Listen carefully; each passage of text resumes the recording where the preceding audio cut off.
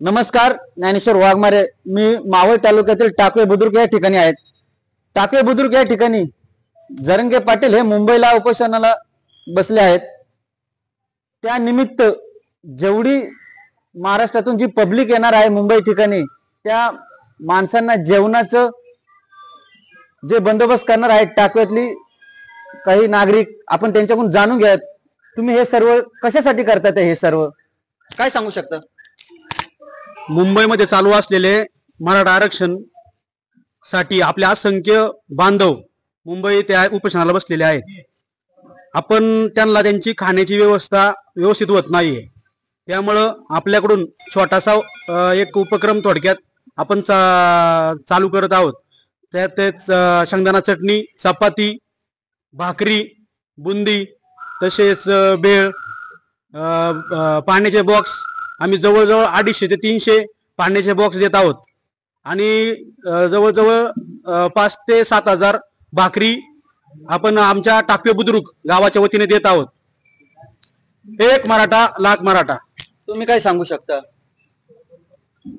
गेले 3 दिवस झाले जरांगे पाटील आझाद मैदानावर उपोषणासाठी बसलेले आहेत। सर्व मराठी बांधवांसाठी आरक्षण मिळावं यासाठी बसलेले आहेत।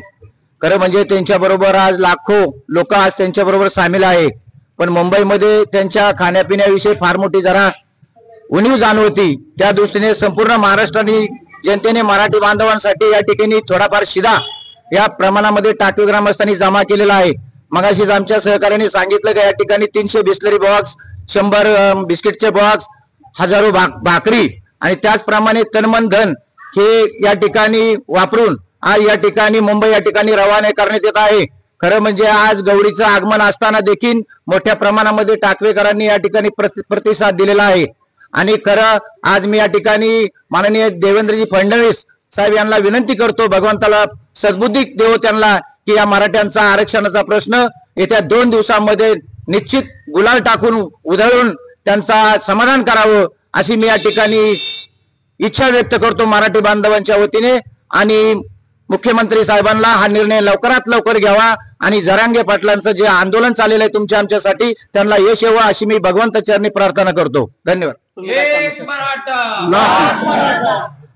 गेली 50 वर्ष मराठा समाज हा आरक्षणापासून वंचित आहे आणि मराठ्याच्या मुलांची जी आजची परिस्थिती आहे ती सरकारने जाणून घेतली पाहिजे। 40% वाला पुढे जातोय, 90% वाला मराठा माणूस मागे राहतोय आणि 50 वर्षाची उणीव भरून करण्यासाठी जे जरांगे पाटलांनी उपोषण चालू केले त्याला आम्ही प्रत्येक गावातून थोडा का होईना हातभार लावून आम्ही जेवणाची व्यवस्था करून पाठवलेली आहे। तरी सरकारने त्वरित आरक्षण आम्हाला लवकर विनंती करून द्यावी एवढीच विनंती करतो। एक मराठा लाख मराठा। जय शिवाजी, जय भवानी। तुम्ही काय सांगू शकता?